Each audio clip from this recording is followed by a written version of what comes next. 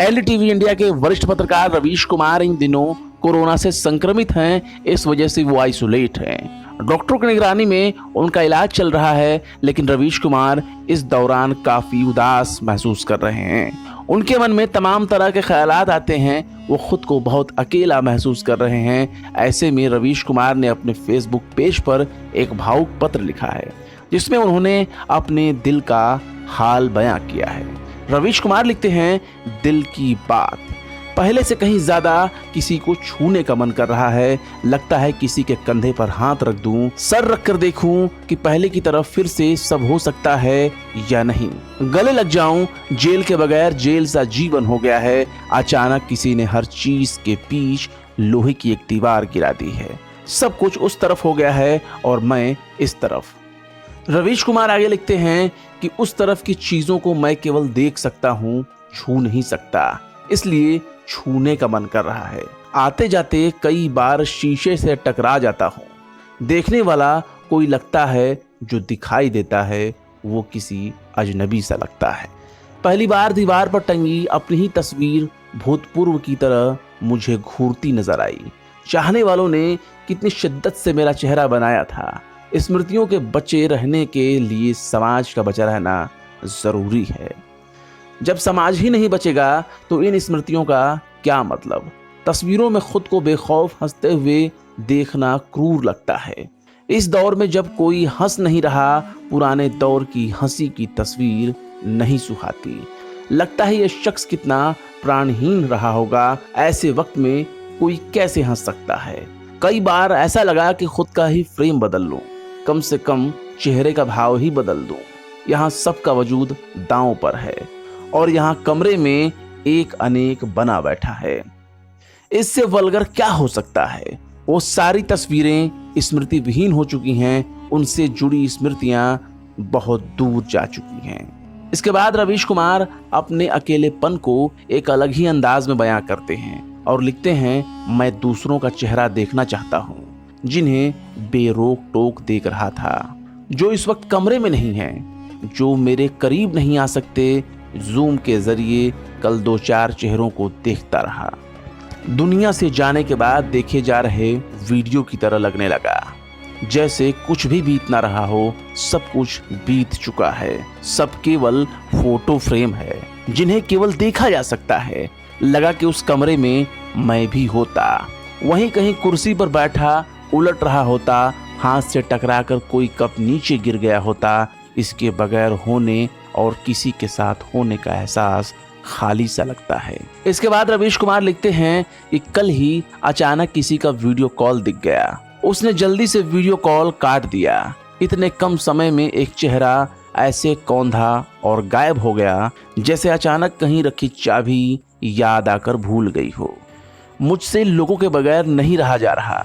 जिन्हें जानता हूँ उन्हें एक बार के लिए छूना चाहता हूँ। उनके बनाए खाने से गला भर जाता है। लगता है कि यही एक अंतिम तार बचा हुआ है, खाना आना बंद नहीं होना चाहिए।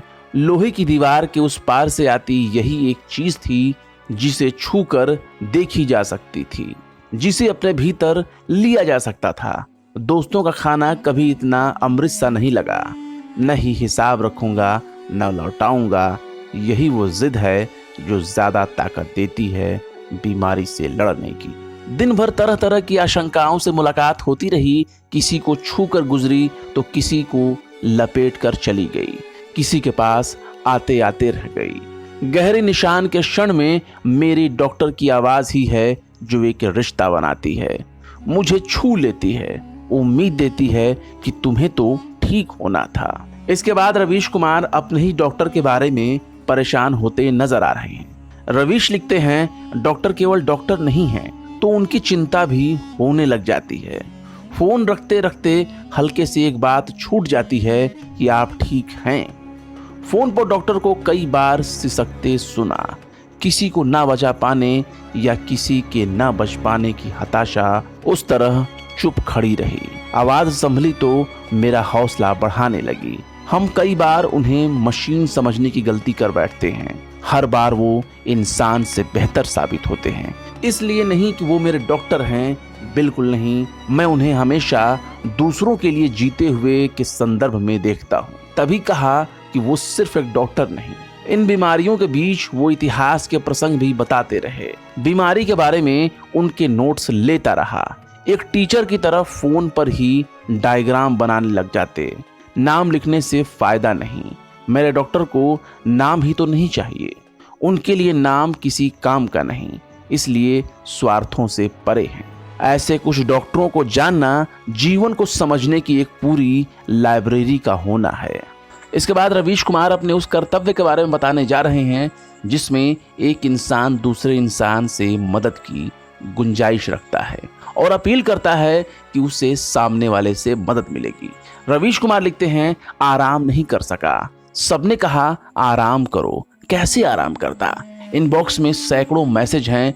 किसी ने अपने पिता को ना बचा पाने की हताशा साझा कर दी है, तो कोई अपने किसी के बारे में बता रहा है कि केवल 2 छोटे बच्चे बचे रह गए हैं। क्या आप बचा सकते हैं?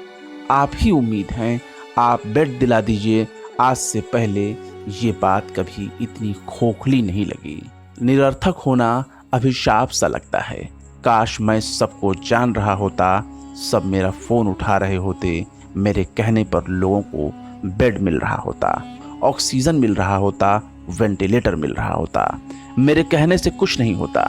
लोग इस वक्त इतने टूट गए हैं कि फेसबुक पर पोस्ट कर देने के लिए आभार जता रहे हैं, जबकि वो कोई काम का नहीं है, उसमें किसी प्रकार का श्रम भी नहीं लगता, लेकिन सबकी बीमारी से जुड़ा जुड़ा खुद की बीमारी भूल जाता हूँ।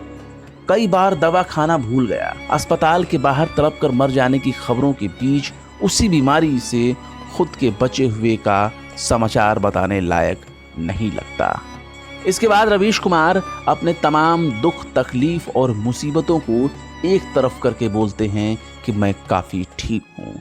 अभी प्राइम टाइम के बारे में ना पूछें तो अच्छा है।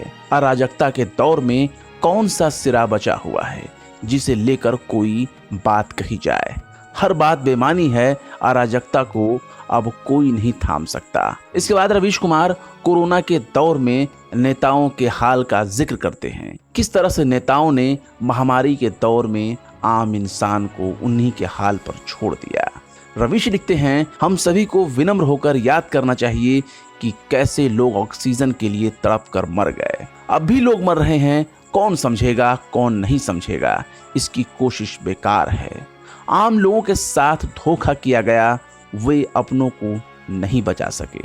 जिन नेताओं के लिए उन्होंने अपने रिश्ते खराब कर लिए, उन नेताओं ने उन्हें मौत की आग में धकेल दिया।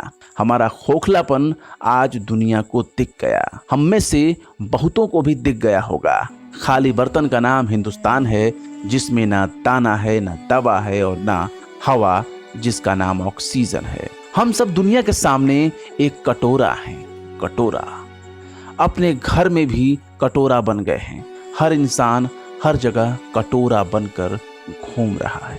तो इस तरह से रवीश कुमार ने अपने दिल का हाल बताया, नेताओं का हाल बताया, देश के आम इंसानों का हाल बताया।